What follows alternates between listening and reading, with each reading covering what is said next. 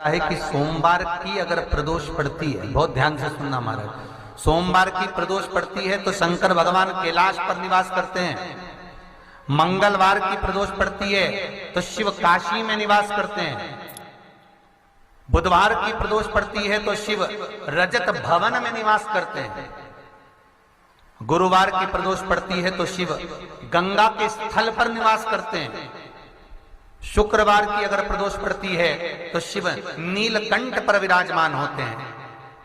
शनिवार की अगर प्रदोष पड़ती है तो शिव शमी के वृक्ष के नीचे रहते हैं। और रविवार की जब प्रदोष पड़ती है तो शिव बेलपत्र के पेड़ के नीचे निवास करते हैं। महाराज ये एकादशी शंकर से कह रही है कि आपका स्थान ये नहीं कि आप कैलाश पर मिले, उस वार को, उस तिथि के दिन, उस अनुकूल।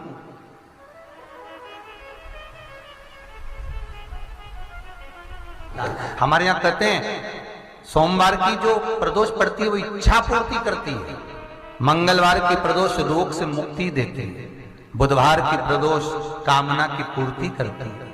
गुरुवार की प्रदोष शत्रुओं का नाश करती है। शुक्रवार की प्रदोष सुख और शांति देती है।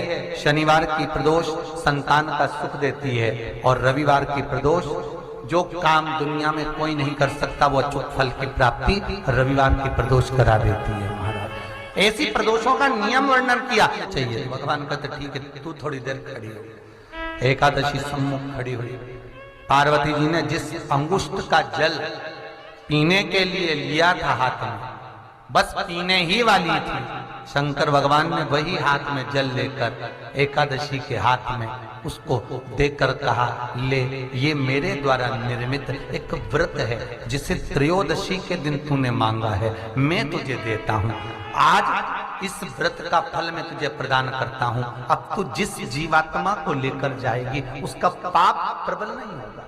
किसी स्त्री, पुरुष, बालक, बुजुर्ग जो भी होगा जिसने प्रदोष का व्रत करा होगा वो जीवात्मा को तू किसी फल की कामना से नहीं स्वतः ही लेकर चली जाए। उसमें कोई कामना नहीं है। बन सके जीवन में 11 प्रदोष या 26 प्रदोष करने के बाद आप उसका उद्यापन कर कर विराम भी दे सकते।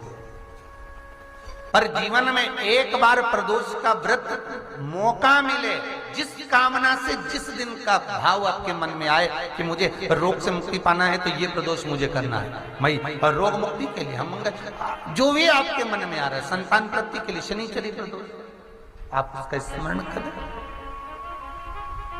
फिर लिखा शिव महापुराण में, बड़ा सुंदर लिखा वेद व्यास जी ने, मान लो आप प्रदोष का व्रत नहीं कर सकते,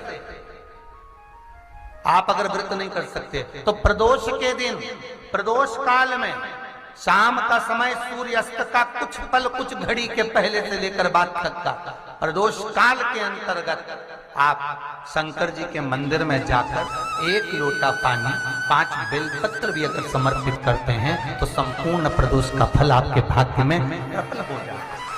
शिव महापुराण में